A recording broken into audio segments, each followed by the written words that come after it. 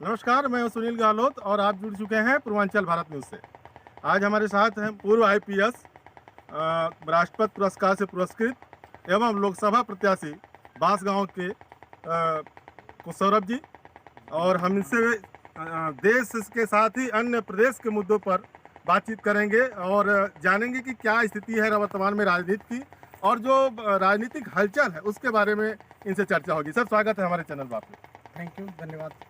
Sir, अभी आप पिछले चुनाव में, लोकसभा चुनाव में कांग्रेस के प्रत्याशी रहे हैं बांसगांव संसदीय क्षेत्र से। क्या लगता है कि इस बार चुनाव 2022 का चुनाव क्या दशा दिशा बदलेगी या किस तरफ झुकाव होगा? जैसे कि भाजपा के जो भी रवैये हैं, लगातार लोग देख रहे हैं महंगाई को लेकर या बेरोजगार को लेकर या फिर अपराध को लेकर। हालांकि सरकार का दावा है कि अपराध जो है कम हो रहे हैं और अपराधी सीधे निशाने पे हैं और जेल जा रहे हैं। क्या स्थिति है आपके नज़रिए से? देखिए, ये दो चीज़ें आपने कहा, एक तो अपराध के संबंध में, जी दूसरा राजनीति के संबंध में। जी तो अपराध जो है एक सरकार का दायित्व तो है ही, लेकिन प्रशासनिक और पुलिस दोनों का भी ये दायित्व है। तो दोनों का उत्तर अलग अलग तरीके से होगा।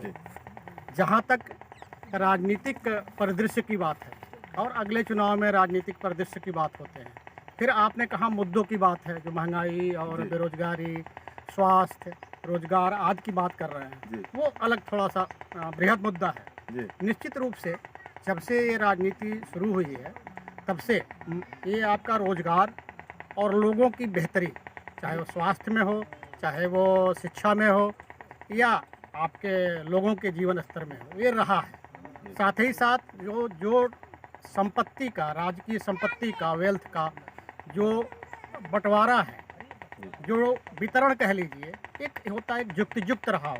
युक्त का मतलब होता है कि मिनिमम, कम से कम डिफरेंसेज हो, प्रयास करे, स्टेट प्रयास करे, सोसाइटी प्रयास करे।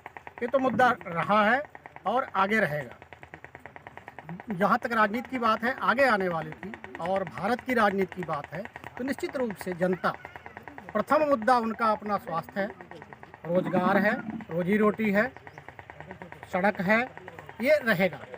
अब ये प्रश्न उठता है कि जो राजनीतिक दल है वो जनता को किस प्रकार कन्विंस करते हैं कि आप किससे संतुष्ट होते हैं। हम बढ़िया कर रहे हैं कि दूसरा बढ़िया कर रहा है, और जो भी कमियां हैं वर्तमान में, जो भी जनता के असंतोष है, उसके लिए उत्तरदायित्व तो कौन है? एक दूसरे के ऊपर व्यक्ति थोपता है। अब जिस राजनीतिक पार्टी की ज़्यादा संसाधन होंगे जनता को संतुष्ट करने के लिए, बताने के लिए, निश्चित रूप से वो राजनीतिक पार्टी जनता के बीच में अच्छी मानी जाएगी। सर, आप कांग्रेस के प्रत्याशी रहे हैं और कांग्रेस वर्तमान में विपक्ष के तौर पे बड़ी पार्टी के रूप में है और ऐसे गंभीर मुद्दे पे, चूंकि अभी स्पष्ट रूप से ये खुला जवाब नहीं है मेरे सवाल का, और मैं पूरी तरह से मानता हूं कि ये खुला जवाब नहीं है जिस तरह से मैं क्वेश्चन किया हूं। मैं पूछा हूं कि क्या स्थिति है वर्तमान में अपराध की, अन्य बेरोजगारी संबंधी समस्याओं की और बाकी अन्य समस्याओं की। हालांकि विपक्ष इसलिए कांग्रेस के आप प्रत्याशी रह चुके हैं, उस नज़रिए से देखा जाए तो क्या जवाब होगा? क्या ये जो आरोप लगाती है कांग्रेस कि नहीं, अपराध बढ़ रहे हैं, घरेलू हिंसा बढ़ा है, महिलाओं पे अत्याचार बढ़ा है, इस पे सीधे सीधे स्पष्ट क्या कहना चाहिए? आपका कहना सही है। पहले मैंने राजनीति की बात किया, अब अपराध वाली जो बात आ रही है, आपने दूसरा प्रश्न पूछा। मैंने पहले बताया था कि अलग अलग विषय हैं, बृहद विषय हैं, संक्षेप में इतने जल्दी पूर्ण उत्तर नहीं हो सकता इसका। जहाँ तक अपराध का विषय है, अपराध निश्चित रूप से, क्योंकि जनसंख्या बढ़ रही है, मैं कभी आप अगर हमें राजनीतिक किसी दल के प्रतिनिधि के रूप में प्रश्न उत्तर चाहते हैं तो निश्चित रूप से दूसरा उत्तर होगा, क्योंकि मैं राजनीति में ईमानदारी की बात करता हूँ, पारदर्शिता की बात करता हूँ, और लगभग है, अभी तक बनी हुई है। उस तरह से नहीं, ज़बरदस्ती और झूठ और फरेब और वाली बात मैं नहीं करता हूँ।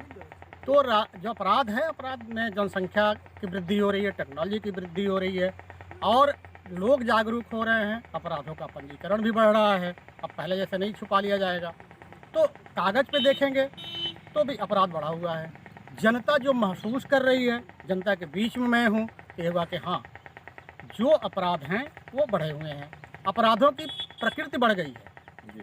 पहले क्या होता था कि पहले डकैती होती थी, क्योंकि कोई अन्य चीज़ नहीं था, तो डकैती में 15-20 लोग शामिल होते थे, 15-20 लोग 15-20 घरों में लूट पाट करते थे, कोई लोटा और थाली और बाल्टी और हल और यहाँ तक कि आपके चूल्हे तक लेके चले जाते थे, जी सिगड़ी तक लेके चले जाते थे। अब तो अपराध होने नहीं है वो, अब वो डकैती उस प्रकार की रही नहीं। अब तो आपसे आर्थिक अपराध करेंगे, आपसे आपके जो अकाउंट है उसमें से सेंधमारी करके पैसा निकाल लेंगे, आपकी मोबाइल ले लेंगे, आप रास्ते में जा रहे हैं पैसा लेकर के बैंक निकाल करके वहाँ से लूट लेंगे, आपसे आपसे खेत बेचने का एग्रीमेंट करेंगे कि हमारा खेत है ले लीजिए, आपसे 5 लाख रुपया ले लिए, कहेंगे नहीं उनका खेत ही नहीं है, या फर्जी दस्तावेज है या फर्जी रजिस्ट्री है। तो इस प्रकार के ऑफेंसेज बहुत बढ़ रहे हैं, या बैंक फ्रॉड है, या आपका जो नेटवर्किंग फ्रॉड है, आपके ऑनलाइन पैसा जमाने वाला फ्रॉड है।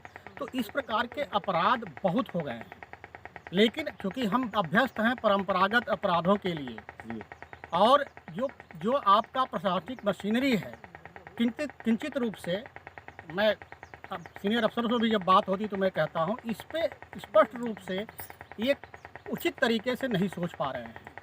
क्यों? क्योंकि जब पूछा जाता है इनसे तो क्या लूट कितनी हुई, डकैती कितनी हुई, मर्डर कितना हुआ, क्या क्या हुआ, इस पे ज़्यादा इंपैसेस दिया जाता है, फोकस किया जाता है, जबकि फोकस हमको इकोनॉमिक ऑफेंसेस में करनी चाहिए, क्योंकि ज़्यादा से ज़्यादा जनता यही पीड़ित है।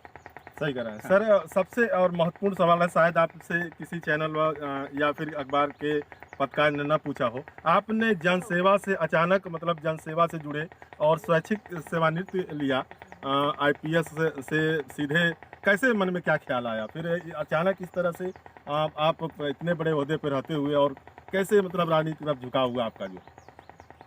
देखिए, पहले हम लोग ऐसे पीढ़ी के व्यक्ति हैं, स्वतंत्रता प्राप्ति के बाद 10-15 साल बाद पैदा हुए, तो उसकी आर्थिक, सामाजिक, राजनीतिक स्थिति दूसरी थी, और हम लोग एक सामाजिक रूप से एक पिछड़े समुदाय के व्यक्ति थे, जिसको समाज पिछड़ा मानता है।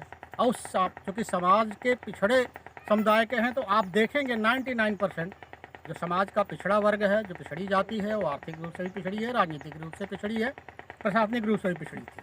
आप देखेंगे 99% लोगों का है, 1% अगर कोई निकल गया तो अपवाद माना जाएगा, और सार्वभौमिक रूल नहीं माना जाता। तो ज़रूरी है, मैं आने वाले बच्चों को, अपने साथ जो लोग हमारे तरह के हैं, उनको मैं कहता हूँ कि आपको अपनी प्राथमिकताएं तय करनी पड़ेगी। और क्या वो आप पढ़ते होंगे कि जो आवश्यकता होती है वो प्राथमिकताओं का उचित क्रम निर्धारण है।